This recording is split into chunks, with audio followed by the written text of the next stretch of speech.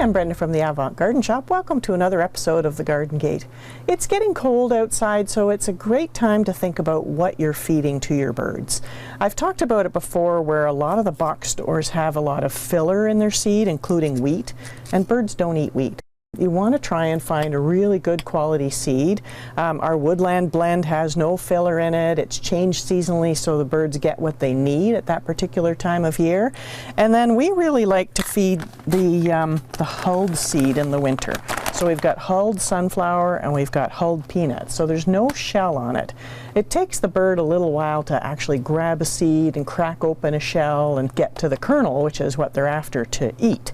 And in the per quality seeds, the kernel is really small. They actually separate sunflower seeds by weight, and so the lightweight stuff goes in the cheap bags of seeds, and it has a very small kernel inside, where the seed that we carry has a much bigger kernel inside if you're feeding it in the shell.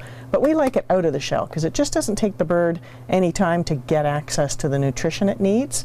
And so the faster it can eat, the more nutrition it gets, the more fat it gets for its body, so that it can stay warm overnight, because our nights are really long and very cold, quite often in January and February especially.